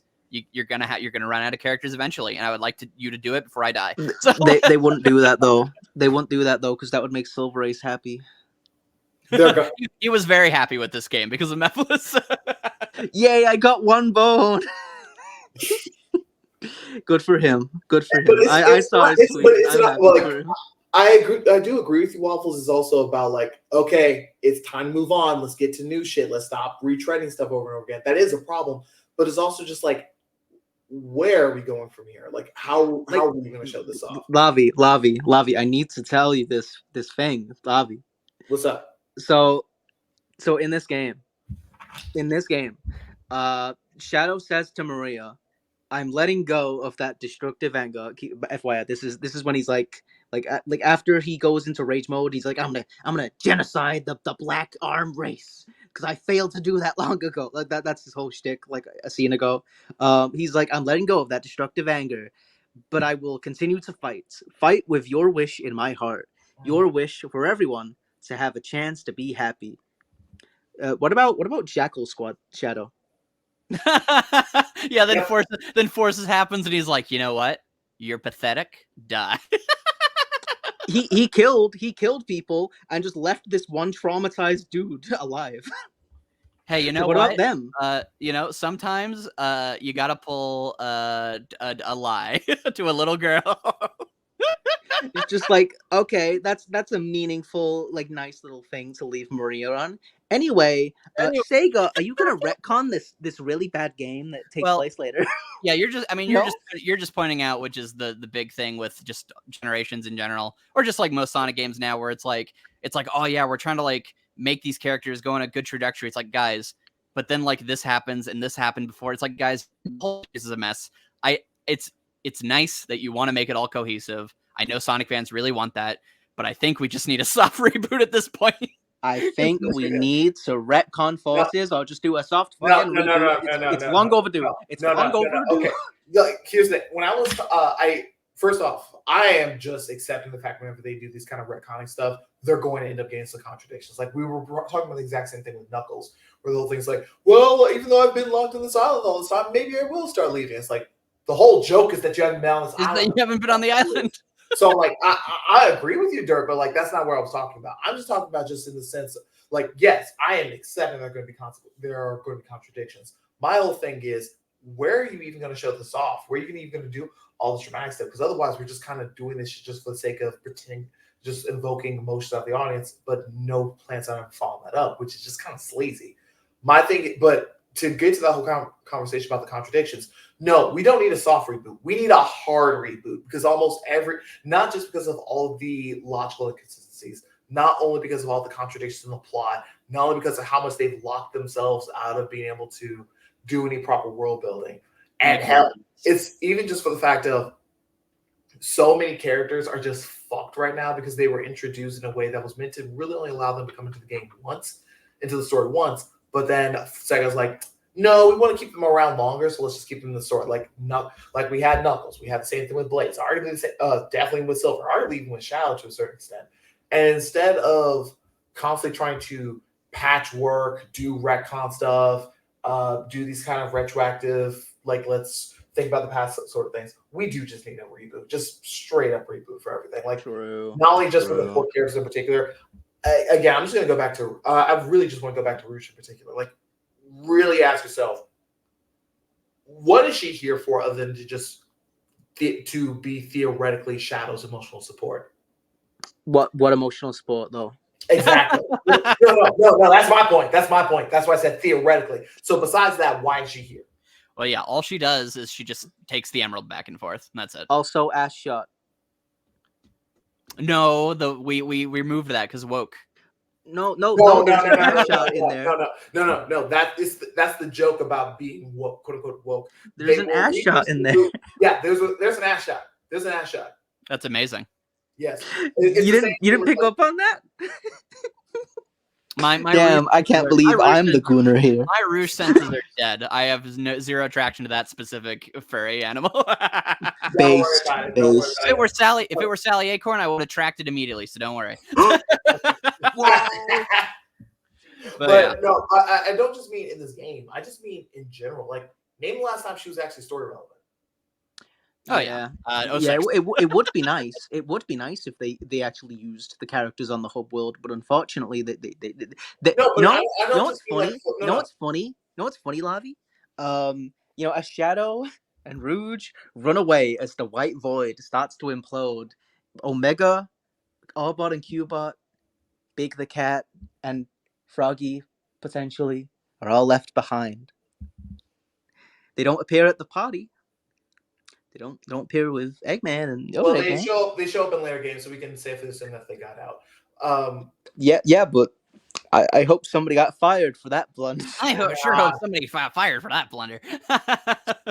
Well, you know what, Lav, if you have a final point, I was going to land on something, but you can go ahead. What I was trying to say was not just about when I mean being useful, I don't just mean showing up in the hub world. Like, if even that's kind of the problem. I want these characters, like I'm arguing for a reboot because I do think I want all these characters to be functional. I want all of them to actually like not only have their own storylines where they can have their own storylines, their own motivations, their own perspectives, but also make sure that they can all properly tie back into Sonic's story in some way so they can still be functional outside of just flavor text or just the occasional forced dialogue to remind the audience that they exist. And I don't think that's really. I use Rouge as that example point because Rouge is one of the bigger examples of that because she doesn't really have anything to do. Like, she doesn't do anything in this game, but she doesn't really do any. She doesn't really do anything in any of the past games. Like, I can't think of going through every game that she's shown up in up until Sonic Adventure 2. Name a game where she needed to. Where if you got rid of her, you could get rid of her and lose nothing. Well, right. She woke up Shadow and brought together him and Omega that one time. Heroes. So that's Heroes. What else? I think she and Shadow went to a computer room in Shadow the Hedgehog, right? I'm pretty sure that was one of the timelines, but yeah. Was she in Rivals? Don't know. I don't think she was playable. Yeah, but I think you're answering the question itself if you have a hard time looking for it. Right. The whole point, and especially if you have to go back almost 15 years to make that case, you're making my point. So my whole thing is, I know this is like more of a franchise thing than just this game, but it's just this whole thing of I would prefer this franchise to, if we're going to have all these characters here, I would rather them be just more than just we're going to make them borderline functional enough just to be able to have an emotional scene. I want them to be able to actually be able to thrive and actually be able to be functional both on a mechanical level, but also on a character and a personal level as well. Well, Lavi, until Sega or one of the many other people involved with the Sonic franchise, comics maybe, get involved with the project. Until then, I think the Sonic cinematic universe is the place to go. It is. That's pretty much well. That's pretty much Yeah. get this. I'll ask about that later. But yeah, so I think that covers basically everything we wanted to talk about with this game. Yeah. Waffles, any final thoughts? Oh yeah, my last thing I was gonna say was I think kind of the perfect encapsulation of how this game kind of just has that was pretty cool, is that it itself does not try to make you sit in the moment. Whenever you have the part where Shadow runs off, at the end of Dark Beginnings, again, the highlight of that entire mini story is the final song that's played while Shadow's going into space. It's like really just super cheesy anime song about just love and just what you've lost, and it's great. Like, it genuinely hits. Like, it's what makes that moment so powerful, along with the animation and stuff and the facial expressions. And this game, you would think, right, this is after Maria says goodbye again, you play that song, right? You play that wonderful song they made, and instead Shadow runs away, and then it goes and it just plays level music because we don't really have time to sit in the moment. Sorry, gotta go. And I think that's a big part. I think if you had just something as simple as changing the credit theme to that really emotional song and just letting the audience sit there and it's yeah, take in what you just experienced. But no, the game refuses to do that. So I think that's just, there's that kind of encapsulates the feeling of yeah, pretty good. Because even the game itself is not willing to celebrate itself, So there you go. All right, Derp. I really don't want to end out here on a bit of a doomer note, but I guess one little note that I wanted to mention earlier, but something that kind of worries me about the foreseeable future of the Sonic franchise is I believe there's an Izuka interview out there saying oh, Black Doom, he's like the Eggman, the Shadow, and in this game Black Doom is literally back. It's not because of the Time Eater. No, he grew himself back. That is what is implied. Yeah. He appears before even the Time Eater shows up, and that's worrisome. And it makes me wonder. Okay, well, if he didn't die in 2005, what's to say he's not dead here? And that just kind of worries me because I'm like, I don't want another reoccurring villain, you guys. So maybe they're like, oh, the Shadow game did really well, which I would want more Shadow games if we have this level of gameplay and like I love all that stuff. So it's like, oh, they make another Shadow game and they go, oh man, you know what made that game so good? Black Doom being there, and it just becomes our new Green Hill. Yeah, no, I don't want that. I really don't want that. Honestly, can I need to be real. Okay, I also wanted to mention this earlier, and it's best time now. Besides Emerald being a rival / boss fight in this game, which missed our potential, missed potential. I also kind of wanted, if Mephiles wasn't actually the orchestrator of the whole thing, which he isn't. He clearly isn't.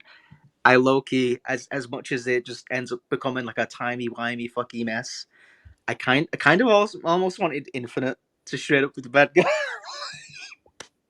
He's so you're saying you wanted Infinite in this game? He was so desperate for revenge, he literally I don't know, found the fucking time stones, went back in time, and somehow Ian got involved, and he's like, yes, I'm the one. I made this whole reality just to fuck with you, Shadow. I don't know. I know it's total crackpot and it's a bit delusional, but right. I honestly I was almost like, oh man, I kind of wanted someone else to be the bad guy. I didn't want Black Doom to be the big bad. Well, it's even if you can't, even if it's not Black Doom, you could at least have Infinite as a boss fight. He is tied to Shadow's character, so it's just again very strange. Again, not in this. Again, we have. Well, that's because Sega's definitely afraid. Sonic Team is definitely afraid of Infinite. No, of Infinite. They just do not want to use him. Which is so weird because it wasn't even he wasn't even an embarrassing character in the sense of like I don't know, like the way people like think of Elise, where it's like, oh, like she has this weird model. Like people liked people like Infinite's song. People really like his design. Like what everyone always said about Infinite was he had a bunch of potential. It was just weird that he had this dumb backstory, and his backstory was only dumb because they didn't lean into like how interesting it could be. This idea of like someone like completely destroying your entire team and making you feel like nothing, and so you create this persona of like who you want to be or whatever, which is all powerful infinite creature. But instead, they just play it like it's a cartoon and it's boring. So it's like people didn't hate Infinite because like we thought he was like inherently dumb. People hated Infinite because you wasted his potential. So why didn't you put him in this game? Yeah, and that's something that a lot more people are kind of like coming around on. Like more people nowadays are starting to like appreciate Elise, even if they usually end up saying, "Yeah, she's kind of a bit of a like not fully fleshed out character," or something along those lines, like wasted up potential. Like yeah, no, people do earnestly like Infinite in some way or another, even if there's a bit of a well, it's a bit too cheesy, like that kind of thing, but. It would have been nice to see him come back at least as like a boss along the way, but yeah, just I really don't want to see Black Doom come back, guys. Leave him in the past. We don't need another Eggman. We don't even need Eggman. Just no. Well, I think that's Oh something we no. literally have to move heaven and earth to change. Unfortunately. Yeah, no. Like the second you said that, I'm like, nah, they're definitely gonna start bringing him back on a regular They're basis. gonna bring back Black Doom. We need Yeah. because don't Right. you understand? The only way you can have a proper video game protagonist is that you have to have them deal with the exact same antagonist over and over and over again. Every Cloud needs every Mario needs a Bowser. You can't introduce another villain otherwise. Anyway, for the record, I hate that mindset. Anyway, yeah, I'll just say what I said before. Man, there's so many good aspects, like from the gameplay control to the like the graphical stuff from the animations. The music is something I don't even think I touched on. The music Oh is yeah, the actually music's really good. awesome. Yeah. Yeah, no, it's great. Oh, I think there are some tracks in there that are almost like maybe too subtly different that almost feel like you should have done more to change it up. Because I think there are remixes in there, but I feel like some of them aren't loud enough, if that makes sense, to make Like them stand out. what I'm made of. When I you think fight so. Metal Yeah. Overlord, it's just like what I made of, but they may have added like a few reverbs. Like it's just they just took they just like they did not re-record that. There's no way they like did new lyrics for it. They just propped it over. Same with All Hell Shadow. Yeah. So I think I get what you Yeah. mean. But yeah, like for the most part across the board, like there's so many great aspects, and it's like I feel like I might be a bit too greedy with some of the stuff as someone that kind of wanted more depth in Maria. Maria's just like a bit of a shadow fangirl in this. Sorry, as a character now, as a whole, it just kind of feels like I don't know her beyond Shadow. It just kind of feels like I'm Maria. I'm Shadow's number one fangirl. Like that. She's the new Amy, but for Shadow, I and she's dead now. And Gerald is there. I find it funny as well how like sorry to drag this out a bit, but I find it funny how Gerald is just like almost kind of content with the fact that like he and Maria are presumably gonna die, which is you think considering the trajectory of where his character goes in the games, he would probably be a bit more like, "What do you mean we're gonna die? What? Yeah, How can I prevent it?" it's not like really has any choice because by the time he figures it out, they're fading away. I know, but I almost kind of wanted like that bit of like a, I can't die here. Oh yeah, I No, mean wait, that's what do where you we're talking mean about the Maria's wasted gonna potential, die? right? Where it's Like, what do you yeah, they mean could have done Maria's gonna something. go? Yeah, You know. I agree. But yeah. Anyway, I'm dragging this out. Great game. I feel like I might be too greedy, but I felt things. The things I felt were emotional and pretty good. I wanted to feel a lot more emotional. But point is, 8 out of 10. Good game. Honestly, I think it's worth a purchase. It's probably like the best Sonic product we've had in generations. Yeah, well, and you also get Generations slapped onto it, so you get Yeah. two great games. You also get that, yeah. But yeah, no, I would I know- to end off. I would also say 8 out of 10. I quite enjoyed it. Yeah, like I said, the disappointing aspect is that I wish it could have reached 9 out of 10 or a 10 out of 10 with the story. But as far as like a game, I had so much fun with the game. Every like usually with games, I'm kind of one and done, or I just don't play many video games, especially like Sonic games, especially lately. But no, like I've come home from work and I'm like, I could sit down and like watch a show or do this or that, but I'm like, you know what? I'm gonna do in my free time. I want to play more Shadow, so it definitely keeps pulling me back in. So gameplay wise, really loved it, and story wise, I think it did its job, and I will always really appreciate things like Shadow smiling. Like that little scene I thought was very well done, and just like a lot of the cinematics in the boss fights, especially like Mephiles or the Devil Doom fight. So it has things to offer, but like Derp says, I think it could have offered a lot more, and I hope going forward Sega will hopefully lean more into that side, not pulling from the past and trying to like reinvent it or like remind me of it. Just make a new great still stand out to me much more. So yeah. All right. And what about you, Love? To end this off, for the most part, I don't have any strong negative feelings towards this game. I do think it did its job, especially story wise, with getting everything across that what it wanted to do with Shadow. I get why you had an issue with Maria, Derp, and this has always been an issue I've had with her in particular. But I'm like, I don't dislike her. I just like, oh man, I wish I got to know you more. Yeah, I know. Like that's kind of. I remember Digi talking about this. Well, yeah. Keep it simple. Digi talked about this a while ago during her Asterisk Wars series. Basically, when you end up having a character who's supposed to be talking from the past, the whole idea is that usually when you're having a character reflect on someone in the past, you end up having them just talking about their positive traits, just talking about like how much they meant to the character, and they end up coming off very, very incredibly perfect because like that's what their past members of the character supposed to come off as because like they love them that much. I respect what she was talking about because it's like if you try bringing that character into the present day or treating them like this as a character, they are going to come off very saccharine and sterile, like Maria does come off here. I would have preferred trying to go into giving her a little bit more of a character, but I don't know how much you could have. I'm not saying that you're greedy for asking this, but it's more of I'm not entirely sure how much they could have. I'm not entirely sure how much they could have done in this game to really to give her a character without distracting too much from Shadow's story. But yeah, my point is my central thoughts are I do think that this is a game kind of showing that could potentially show the right directions, but it's still showing the same problems we were talking about before with Frontiers, where it still is trying to do course correction again and again. It's like, okay, this officially needs to be the last time we do this. Either put up or shut up. It's time to make a new no more retreading past games, no more re-releases, no more going back and making references to every fucking thing that's ever goddamn existed in this franchise. It's time to make something new. It's time to progress.